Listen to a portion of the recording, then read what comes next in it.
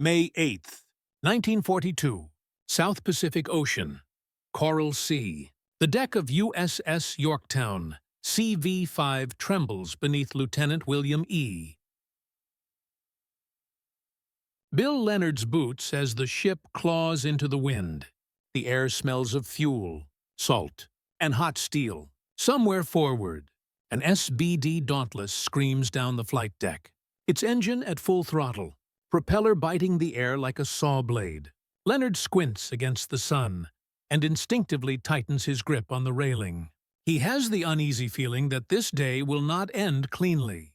Far above, the sky is deceptively blue, too calm, too open. Then the call comes over the loudspeaker, sharp, urgent, clipped by static. Enemy aircraft inbound, bearing 085. High altitude, on the bridge. Captain Elliot Buckmaster stiffens. He has been expecting this. Yorktown has already traded blows with the Japanese over the past 2 days, striking enemy carriers and covering American forces pushing back Japan's southward advance. Now the Japanese have found her. The sound arrives before the sight.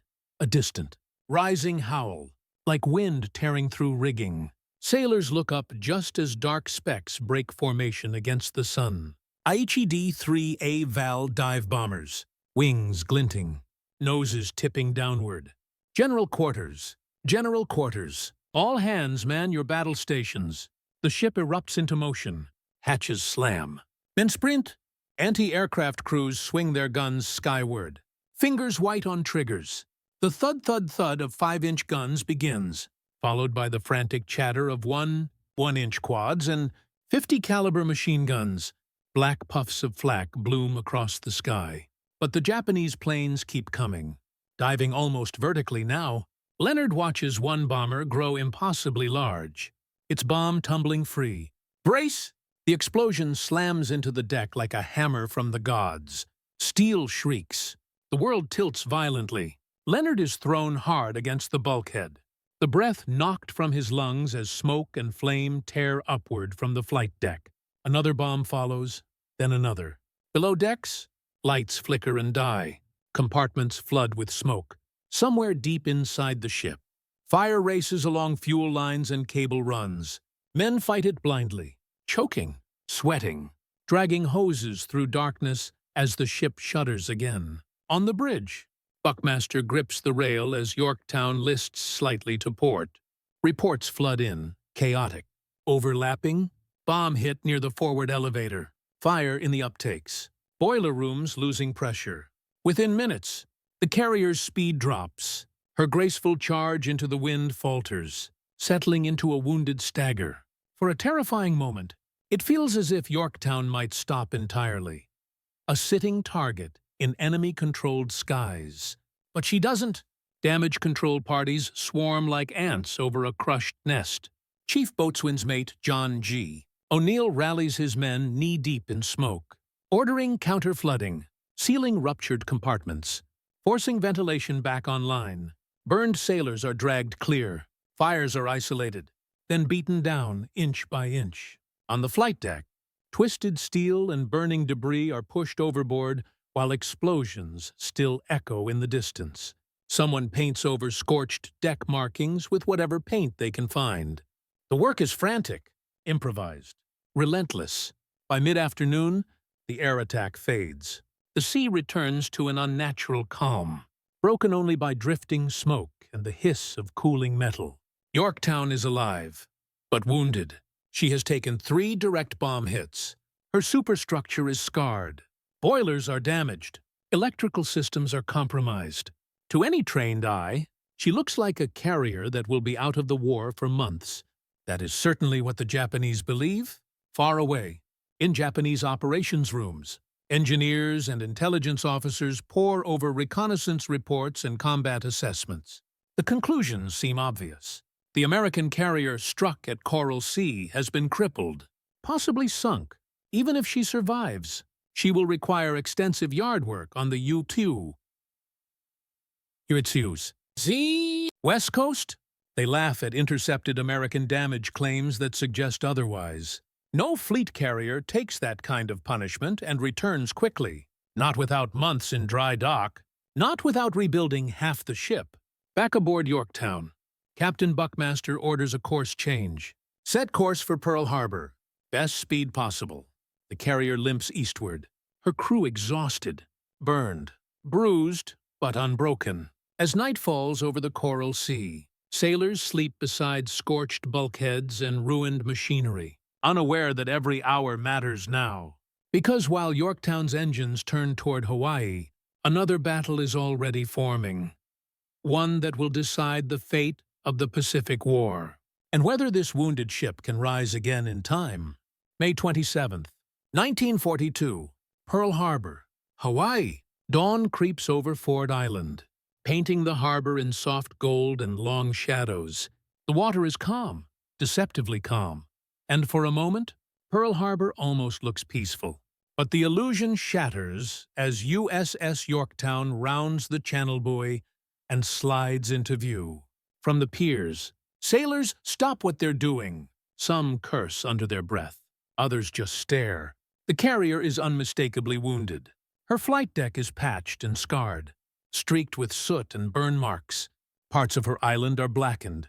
Temporary steel plates cover bomb damage like crude bandages. She lists just enough to catch the trained eye. A fighter pilot's eye, a shipyard engineer's eye, the eye of men who know how close she came to death. Rear Admiral Chester W. Nimitz, Commander-in-Chief of the Pacific Fleet, watches from shore. He doesn't need a report to tell him what Yorktown has been through. He can read it in the way she moves. Slower than she should, heavier than she was built to be. But Nimitz's face shows no hesitation. The intelligence summaries in his briefcase are worse than the damage to the ship. Japanese carrier forces are moving east. A strike against Midway Atoll is imminent, and the United States Navy is short on flat tops. USS Lexington is already gone, sunk at Coral Sea. USS Saratoga is still under repair. That leaves Enterprise, Hornet, and Yorktown, a carrier that, by every reasonable standard, should not be ready for combat. Nimitz turns to his staff. How long to repair her? The answer is careful, honest, grim. Sir, 3 months, minimum. Nimitz nods once. You have 3 days. The words ripple outward like a shockwave. Within minutes, Pearl Harbor explodes into organized chaos. Orders go out to every available shipyard crew. Electrician, welder, machinist, and damage control specialist on Oahu. Civilians and sailors alike converge on Yorktown's berth. Toolkits slung over shoulders, faces set with grim determination. No dry dock is available. There is no time to make one, so the work will be done pierside. Inside the carrier, compartments are stripped open. Twisted steel is cut away with torches, sparks cascading into oily bilge water. Temporary patches are welded over ruptured hull sections. Flooded spaces are pumped dry. Electrical cables, hundreds of them, are rerouted by hand, labeled in chalk. Tested, retested. Below decks, the heat is suffocating. Sweat pours into eyes. Men work shirtless, blackened with grime, shouting to be heard over the clang of metal and the whine of generators. Sleep comes in 10-minute snatches on bare steel decks. Chief machinists coax life back into damaged boilers, balancing pressure by feel because half the gauges are gone. Engineers reroute steam lines that were never meant to be rerouted, improvising solutions that will either hold or fail catastrophically under combat strain. On the flight deck, damage control teams repaint landing markings, hammer down warped plates, and test the arresting gear again and again. Each cable must catch a landing aircraft at full weight and speed. If even one fails, pilots will die. Fighter squadrons watch nervously as their floating home is rebuilt around them. Pilots like Lieutenant Commander Max Leslie walk the deck, counting steps, memorizing changes. The deck feels different underfoot now. Patched, uneven. But it will have to do. Above all of it stands Captain Buckmaster, rarely sleeping, moving from compartment to compartment, asking the same quiet question. What do you need? And always, the answer is more time. Time they do not have. On May 29th, Nimitz himself steps aboard Yorktown. He walks the decks slowly, deliberately, past open panels and exposed wiring, past men who barely look up as they work. He listens as Buckmaster explains what has been fixed and what has not. The carrier can make speed, not her best speed, but enough. Her elevators work, her radios function, her flight deck can launch and recover aircraft. Some systems remain fragile. Some repairs are temporary by design. A single well-placed hit could undo everything. Nimitz absorbs it all in silence. Finally, he nods. She'll fight. At sunset on May 30th, Yorktown's lines are cast off. Tugs pull her clear of the pier as exhausted shipyard workers stand watching. Hands on hips, faces hollow. They have given the ship everything they have. Skill, ingenuity, blood, and sleep. As Yorktown turns toward open water, her deck crews man the rails. Some wave, some simply stare ahead. They are sailing directly toward the most powerful Japanese carrier force ever assembled. And thousands of miles away, Japanese planners finalize their Midway operation. Confident that one American carrier is still broken, still bleeding, still irrelevant, they have no idea she is already coming for them. June 4th, 1942, North Pacific Ocean, 325 miles northeast of Midway Atoll.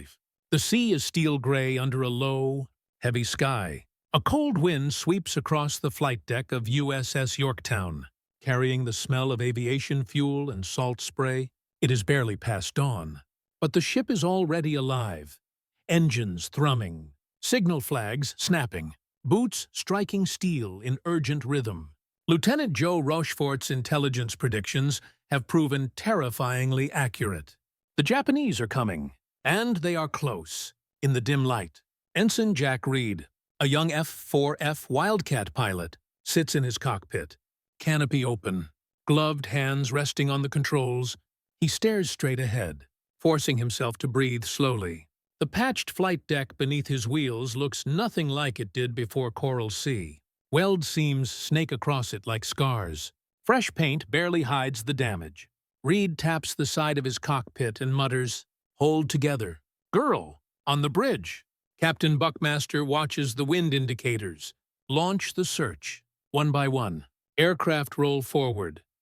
Dauntless dive bombers, Devastator torpedo planes, Wildcats climbing into formation overhead. The deck crews work with crisp efficiency. No wasted movement. No hesitation. There is no sign of the frantic repair work of days earlier. Only the controlled urgency of men who know exactly what is at stake. By mid-morning, the reports begin to arrive. Enemy carriers sighted. Bearing 240, distance 180 miles. The words ripple across Yorktown like an electric current. Buckmaster turns to his air officer. Launch the strike. Down on the flight deck. Engines roar. Pilots give thumbs up. Chocks are pulled. The carrier turns into the wind, her speed pushing the limits of her damaged machinery. For a moment, there is a collective held breath. Will the boilers hold? They do. Yorktown's strike group lifts off, disappearing into the overcast, joining aircraft from Enterprise and Hornet already racing toward the Japanese fleet. Then Yorktown waits. At 10:00 hours, the sky to the west darkens. Radar operators tense. Multiple contacts. Fast, high altitude. The Japanese have found her. High above the clouds, Aichi D-3, dive bombers peel out of formation, noses dropping. The scream of their dives cuts through the air, a sound that freezes blood.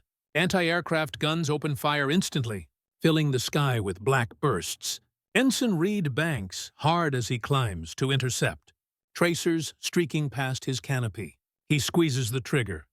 His Wildcat shudders as rounds tear into a diving valve. The bomber spirals, trailing smoke, vanishing into cloud. But others get through. The first bomb hits near the forward elevator, blasting a crater into the flight deck. The ship lurches violently. A second bomb detonates amidships, rupturing steam lines and plunging compartments into darkness. A third explodes close aboard, spraying shrapnel across the hull. Below decks, damage control teams fight, déjà vu. Smoke, fire, Heat. Ruptured pipes. Men stumble through darkness guided by shouted orders and muscle memory drilled into them at Coral Sea. On the bridge, Buckmaster listens as reports stack up. Electrical failures. Boilers offline. Speed dropping. Then the worst call of all. Sir, we've lost power. Yorktown slows, her bow cutting the water at barely a crawl. She lists slightly to port. For a heartbeat. It feels as if Coral Sea is repeating itself. But this time, with no Pearl Harbor waiting behind them, Buckmaster does not raise his voice. Damage control. Get me power. Any power? And they do. In the depths of the ship, engineers bring one boiler back online, then another. Power returns in stages. Uneven. Fragile. But enough. The list is corrected. Fires are contained. Within an hour, Yorktown is once again moving, scarred but alive. From the Japanese perspective, the result seems decisive. They have struck an American carrier hard. She is burning. She is dead in the water. Japanese strike leaders report success. To the north, aboard the flagship Akagi, staff officers mark Yorktown as sunk or fatally damaged. And so, when radar screens light up again, and smoke is spotted on the horizon, Japanese lookouts assume they are seeing a different American carrier. They are wrong. At 10:22, the sky over the Japanese fleet erupts. Dive bombers from Enterprise and Yorktown punch through the clouds almost simultaneously. In minutes, Akagi, Kaga, and Soryu are transformed into burning wrecks. Fires race across flight decks loaded with fueled aircraft and armed ordnance.